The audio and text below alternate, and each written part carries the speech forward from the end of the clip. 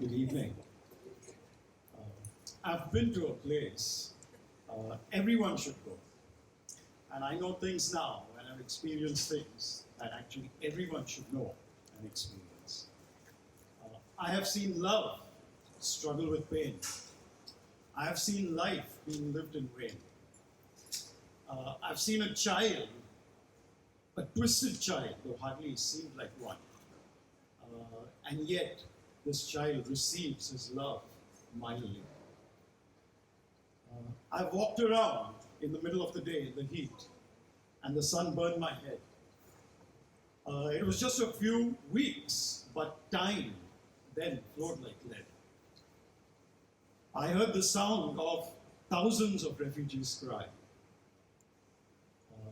while they tried to crawl as the world rushed on by. I have seen love struggle with pain. I have seen life being lived in a way. And yet, in the midst of this, I have seen love triumph over and over again.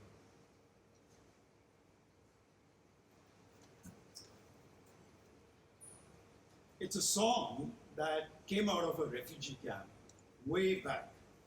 But it's not when I talk about refugees, some people say, oh, is that Cambodia? And I'm like, no. Yes, I do use the word Bongs, but it's not a story about Cambodia. It's a story about brotherhood in a refugee camp, and how that was forged in these fiery furnaces of pain and torture and anger and death. I won't try to explain that to you psychologically, because I'm not qualified to do so. Maybe Moni can do that later. But it did happen. And the truth is that somehow, when it comes to pain and struggle and shared suffering, something happens to us. And we bond as brothers, sisters, a family. We care and love for each other. Let me add on something else.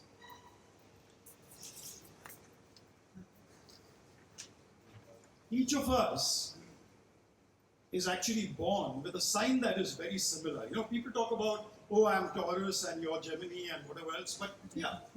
But actually, all of us, no matter which part of the world we come from, we are born with a very similar sign. And you actually carry it now. You take a look at each other. No? You can't see it? Yeah, because it's invisible.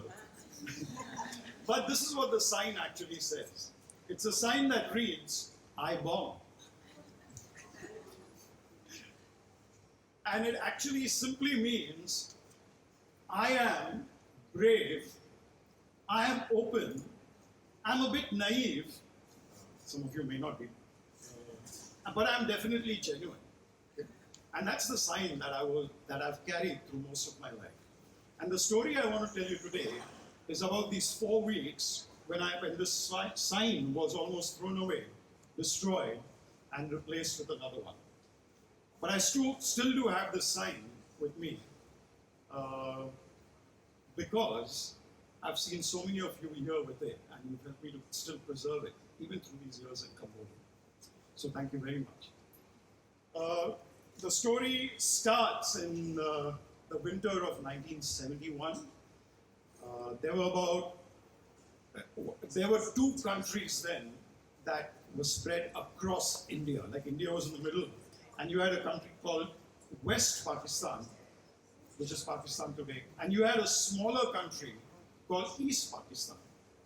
And somewhere down the line, East Pakistan decided they wanted independence, and they didn't want to live under a dictatorship from someone far away. And so this independence struggle began. Obviously, an army was sent in, and there were atrocities that happened over a long period of time. And the result of that was, as people were oppressed and suffered atrocities, they started fleeing East Pakistan. And the closest safe haven they could find was across the border in India. And these refugee camps set up along the border filled up very rapidly. They filled up, like there were 17 refugee camps with about 80,000 people in each. And obviously there weren't enough people, weren't enough people to help at these refugee camps. And so the government of India said, oh, all the university students can come as volunteers because they had a national social service team. And so here were about 14 of us who lived in a dormitory in Mumbai city. We were already a fraternity, a brotherhood in the dormitory. We were further bonded by the fact that we were nerds and we did physics and maths. And here was an opportunity to actually be brothers together and not have to study together either. So we volunteered to be refugees. 34 hours in a train, and we finally arrived in Kolkata and then the refugee camp. What do you do in a refugee camp as volunteers? Any ideas? Have you all been volunteers in a refugee camp? It starts with, literally, 2 hours after we arrived, I was on gate duty. And the gate duty was the entrance to the refugee camp. And it was just across no man's land. As refugees came along, our responsibility at the gate was to help them in, sometimes write up their identity cards, issue them with identity cards. There were no photographs those days. And so, one of the first things I did that morning was watch a family struggle to carry, watch a group of people struggle to carry a person. And it was difficult carrying him because when they arrived close, we got the answer why. He didn't have a left side. And the reason was because the soldiers had held him down and run an armored track over him. He died even while we were registering him, putting an identity card out for him. That was my first morning at the refugee camp.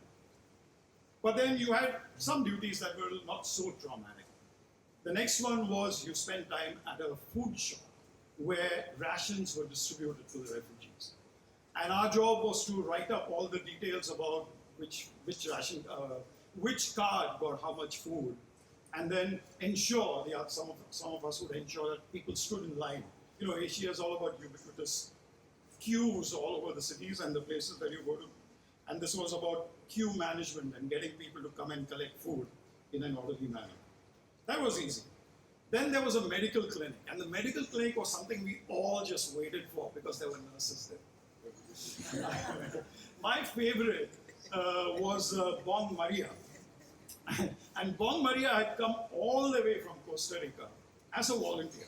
She paid her own flight to get out to this refugee camp.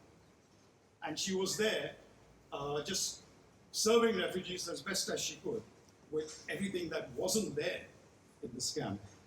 One afternoon, Bong Maria and I was carrying the medical bags, the medicine kits and bandages and things like that, because there were quite a few people with bullet wounds across the camp. And we stopped at a little tent, and Bong Maria had obviously been there before. And she calls a lady out, and the lady comes out with a little baby in her arms, a child that looked quite twisted. And I asked her, he must be like 1 year old? And she says, no, he's 5.5, it's malnutrition. And she, while I'm preparing the milk, the baby food, she carries the baby in her arms, sings to him, kisses him, and the baby smiles up at her. Then she took the baby food that I had prepared, and as she tried to feed the baby died in her arms. Bong Maria wept over this strange child that she'd been trying to help. What else could I do? I wept too. Strangers, and yet bonded by pain. It gets better in the evening, because evening was something that the camp mandated. It was run by the army, the Indian army. And they mandated that in the evenings, all the youth would play football. And so we as university students would have to play with these bongs, football with them. And they were incredibly good at football. They thrashed us every day. Every game that we played was like 15-0, 20-0, 25-0. We just wiped us out completely. But we would finish the game and then sit around and have dinner together around the campfire. It was cold way up there, not too far from the Himalayas. And so we had this campfire going, and that was like some of the nicest times we had. The campfires were where we shared stories. The first stories were obviously about Bollywood movies. Everybody across Asia knows Bollywood movies. And so, oh, that hero and that movie and that story and that actress is incredible, all the rest of the stories. And these Bong youth had seen a lot of these Bollywood movies. And so we had some fun times together. As the days progressed, we started sharing stories about each other. And Sudipto, Bong Sudipto, became a very close friend, brother of mine. We had very similar stories. His mother and my mother were divorced when we were very young children. Our mothers had brought us up single. Our mothers had educated themselves, had sent us to the best possible education schools that they could send us to and universities. And Bong Sudipto was also my age, just 17 years old. And we bonded, we shared time together. But that was the limit of the story that he told me. As the weeks progressed, a couple of weeks later, we started hearing more stories. And one by one, the football team started sharing their stories with us. Stories that were horrifying. Stories of systematic torture, deliberately planned rape of every member of each family, and then everybody killed, machine gun, so that at least one person who was left alive deliberately could watch what happened, and then he would be sent out, or she would be sent out, to tell the rest of the country, this is what we will do to you if you rebel, if you want independence. Stories that still make my hair stand on end, because they're like, I've heard them just this morning. But around the campfire, there was something else that happened. I met Bong Rafiq. And Bong Rafiq was an old man. Bong Rafiq was about 70 years old, and he happened to have a PhD in math. He was a university professor at the University of Dhaka, and he'd retired, obviously. But even as an old man, he had been forced to watch his whole family tortured, raped, and killed.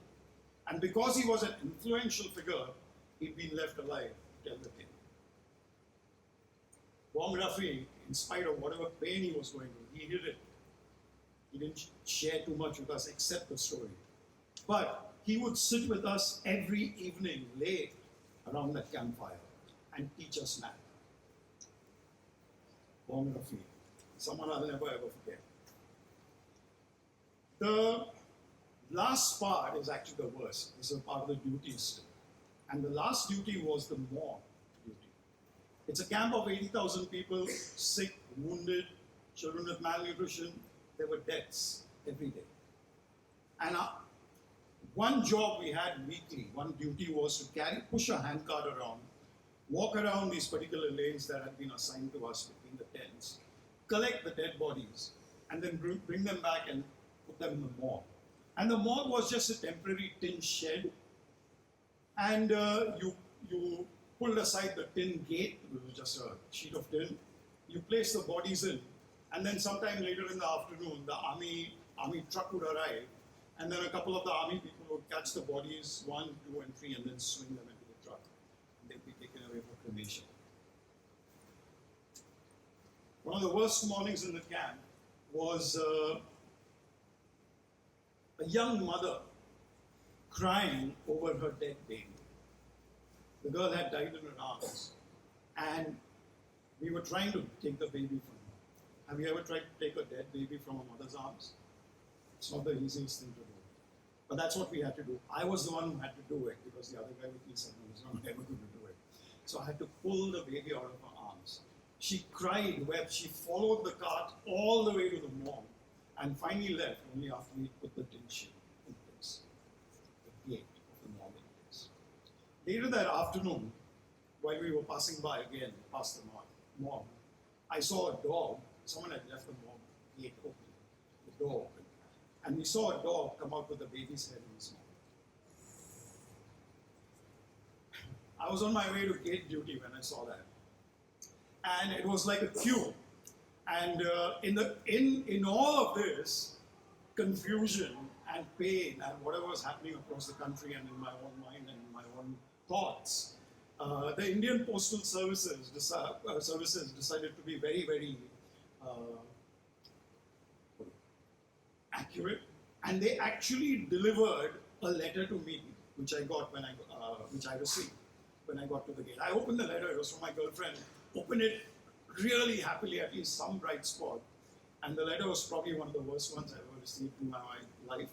It was a letter that simply said, I found someone who's older and has a lot of money, and I'm already living with him. And so when you come back to the dormitory, you will find your ring waiting for you. That evening, again, as if on cue, there's a huge thunderstorm. There's rain pouring down, and it's cold rain way up north there. There's no campfire. We are not sitting around the campfire. There isn't any. No football game happened because of the rain. No campfire. And I'm standing beside the cold ashes of this campfire and screaming into the rain, into the thunderstorm. Why? Why do these things happen? Not just to me, but just around me. All of that I've heard and I've seen over these last 4 weeks almost. How could one human being do this to another human being? Where was justice? Where is this love and brotherhood that people keep talking about? Where and why do these things happen? My feelings, obviously, were a complete mess. I was angry, I was confused, I was despairing, I was in pain, I was hurting inside, and it was all liberally sprinkled with this whole feeling of betrayal, personal betrayal. And in that state of mind, I kind of thought to myself, this sign doesn't make sense anymore. I need to make myself another sign. I need a sign that is not torn and tattered. I need a sign that is oblivious to pain and torture and murder and personal pain. I need a sign that is similar, because I don't want to be different. I don't want to be laughed at by other people around me, because we're all supposed to have similar signs. And so I decided I'll make another sign. I planned it very carefully in my own confused state of mind, and it had to be the same. So it looked exactly the same as the old one. It still said "I Bong," and I could still wear it in public, and people would say, "Oh, he's normal." But the "I Bong" meant something completely different from the original. This one meant, "I am bitter. I am offensive. I'm going to be offensive to other people." It meant, I am numb. My feelings are all gone. And yet, to cover up my lack of feelings, I also have to be glib and be able to bluff my way through life.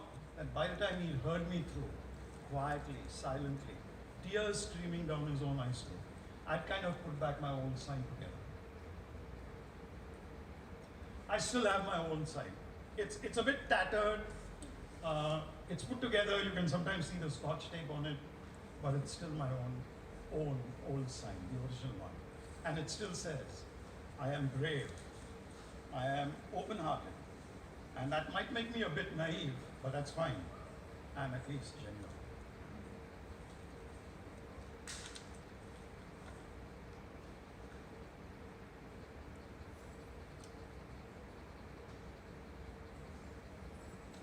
So some people say, there is no brotherhood, there is no love, there's no family. But then, who do you blame? Because even if you take all these away, the hell that we create for ourselves still remains.